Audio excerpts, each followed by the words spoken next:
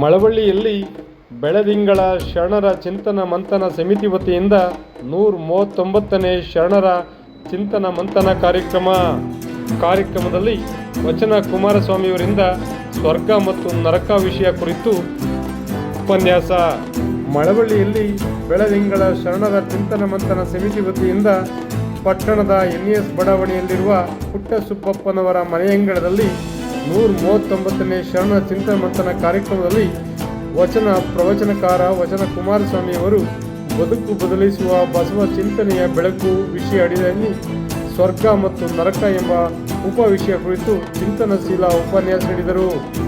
ಕಾರ್ಯಕ್ರಮದಲ್ಲಿ ಬೆಳದಿಂಗಳ ಶರಣರ ಚಿಂತನ ಮಂಥನ ಸಮಿತಿಯ ಮಲ್ಲೇಶಪ್ಪ, ಪರಶಿವಮೂರ್ತಿ, ನಾಗರಾಜಪ್ಪ, ಮಾದೇವಸ್ವಾಮಿ, ಗುರುಪಾಲಸ್ವಾಮಿ, ಬಸವಪ್ರಿಯ, ನಾಗರಾಜು, ಪುಟ್ಟಸುಬ್ಬಪ್ಪ, ಉಮಾದೇವಿ ಸೇರಿದಂತೆ ನೂರಾರು ಬಸವ ಭಕ್ತರು ಉಪಸ್ಥಿತರಿದ್ದರು. ವಿಶೇಷ ವರದಿ ಮಾಗನೂರು ಎಂ ಶಿವಕುಮಾರ್, ಮಾಮರ ಮೀಡಿಯಾ, ಮಳವಳ್ಳಿ. ಸುಖದೇ ಇರಲಿ ದುಃಖ ಬರಲಿ ಬಸವ ಬಸವ ಎನ್ನು ನೀ ಬಸವನಾಮವ ನೆನೆಯುತ್ತಾ ಗುರು ಬಸವನಲ್ಲಿ ಒಂದಾಗುಲಿ. ಸುಖ ಬರಲಿ ಕಷ್ಟ ಬರಲಿ ಬಸವ ಬಸವ ಅನ್ನೋ ನಿನ್ನ ಕಷ್ಟಗಳು ಕರಗತ್ತೆ ಅಂತ ಹೇಳ್ತಾರೆ. ಒಂದ್ಸಲ ನಮ್ಮ ಕರ್ನಾಟಕದಲ್ಲಿ ಕಷ್ಟ ಬಂದ್ಬಿಡುತ್ತೆ. ಏನ್ ಕಷ್ಟ ಅಂದ್ರೆ ಡಾಕ್ಟರ್ ರಾಜ್ಕುಮಾರ್ ಅವರ ಅಪಹರಣ ಆಗ್ಬಿಡುತ್ತೆ. ಗೊತ್ತಿರ್ಬೋದು, ಚಿಕ್ಕ ಮಕ್ಕಳು ಗೊತ್ತಿಲ್ಲ, ನಮ್ಮ ಎಲ್ಲರಿಗೂ ನಮ್ಮ ಹಿರಿಯರಿಗೆಲ್ಲ ಗೊತ್ತು. ಡಾಕ್ಟರ್ ರಾಜ್ಕುಮಾರ್ ಅಪಹರಣ ಆದಾಗ ತಿಂಗಳು ಗಟ್ಟಲೆ ಸ್ಟ್ರೈಕ್ ಮಾಡ್ತಾರೆ ಎಲ್ಲ ಕಡೆ. ಕೆಲವರನ್ನ ಸಾಯಿಸೇ ಬಿಡ್ತಾರೆ. ಅಂತ ಗೊಂದಲದಲ್ಲಿ ತುಂಬಾ ಜನ ಮರಣವನ್ನು ಅಪ್ಪಡ್ತಾರೆ. ಆ ಸಂದರ್ಭದಲ್ಲಿ ತಮಿಳುನಾಡಿನ ನಕ್ಕೀರನ್ ಪತ್ರಿಕೆ ಅಂತ ನಡೆಸ್ತಾ ಇರ್ತಾನೆ ಗೋಪಾಲನ್. ಆ ನಕ್ಕೀರನ್ ಪತ್ರಿಕೆ ಸಂಪಾದಕ ಗೋಪಾಲನ್ ಹೋಗಿ ಡಾಕ್ಟರ್ ರಾಜ್ಕುಮಾರ್ ಅವರನ್ನ ಸಂದರ್ಶನವನ್ನ ಮಾಡ್ತಾರೆ. ಸಂದರ್ಶನವನ್ನ ಮಾಡಿದಾಗ ಆ ಕಷ್ಟದಲ್ಲಿ ರಾಜ್ಕುಮಾರ್ಗೆ ನೆನಪಾದ್ದು ಬಸವಣ್ಣನವರ ವಚನ.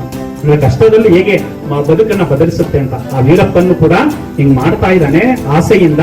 ಆ ಆಸೆಯನ್ನ ತ್ಯಜಿಸಬೇಕು ಅಂದ್ರೆ ಬಸವಣ್ಣನವರ ವಚನವನ್ನ ಅವ್ರಿಗೆ ಹೇಳು ಅಂತ ಅವರು ಕನ್ನಡದಲ್ಲಿ ಆ ವಚನವನ್ನು ಹೇಳಿ ತಮಿಳ್ನಾಡಲ್ಲಿ ತಮಿಳಿನ ಭಾಷೆಯಲ್ಲಿ ತರ್ಜುಮೆ ಮಾಡ್ತಾರೆ. ಆ ವಚನ ಯಾವ್ದು ಅಂದ್ರೆ ನಿಮ್ಗೆ ಕ್ರೋಮಲ್ಲಿ ನೋಡಿದ್ರು ಗೊತ್ತಾಗುತ್ತೆ.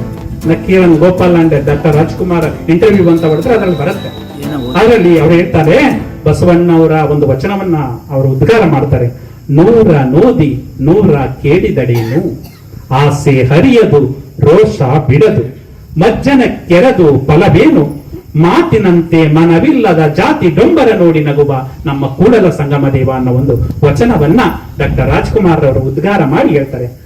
ನೂರ ನೋದಿ ನೂರು ಕೇಳ್ತೀವಿ, 100 ಹೇಳ್ತೀವಿ, ಆದ್ರೂ ಕೂಡ ಆಸೆ ಬಿಡುತ್ತಾ ಇಲ್ಲ. ಬುದ್ಧ ಮನೆಯನ್ನ ಬಿಡ್ತಾನೆ. ಏನಕ್ಕೋಸ್ಕರ? ದುಃಖಕ್ಕೆ ಕಾರಣವನ್ನ ಕಂಡುಹಿಡಿಯೋದಕ್ಕೋಸ್ಕರ. ಆದ್ರೆ ನಾವು ಮನೆ ಬಿಡ್ತಾ ಇದೀವಿ. ಯಾಕೆ? ದುಃಖವನ್ನ ತಡೆಯೋದಕ್ಕಾಗದೆ. ನೇರ ದಿಟ್ಟ ನಿರಂತರ ಸುದ್ದಿಗಳಿಗಾಗಿ ಮಾಮರ ನ್ಯೂಸ್ ವೀಕ್ಷಿಸಿ, ಸಬ್ಸ್ಕ್ರೈಬ್ ಆಗಿ. ಧನ್ಯವಾದಗಳು. ಶುಭ ದಿನ.